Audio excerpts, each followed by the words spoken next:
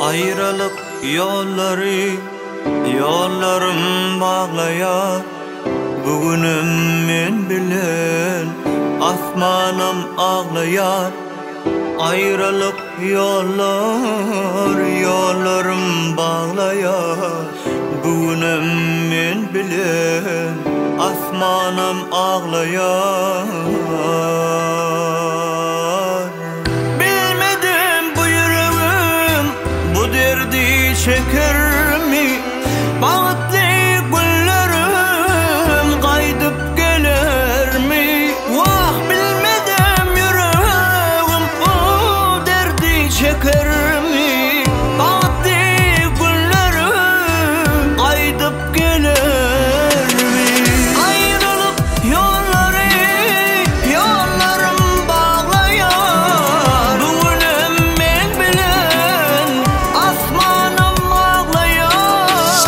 Ayrılık yollarım bağlayar. Bugünüm men bilen asmanım ağlayar.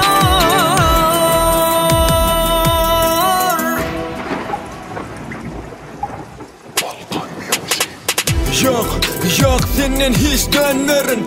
Yok özgəni söymerin diyen sözlerin. Haydayda nirede özgö bilen bağıttımın ya da yok. Deydası yok senin nençeler düşman. Yine bari ki seni bilmen bağışlap. Hiç şeyli karar yok çıkmadın yaptın. Elime kalem alıp yazım duygun yapman. Sen gülün koyamen saydım tükensin. Sen tektin beni sayıptım tekmelsizinden. Yan ayırarım yüreğimden adını. Salyah dueller hayralığın sadını. Zarıyla bağlayan mı ya? Özledin yanlışını ökülen mi ya?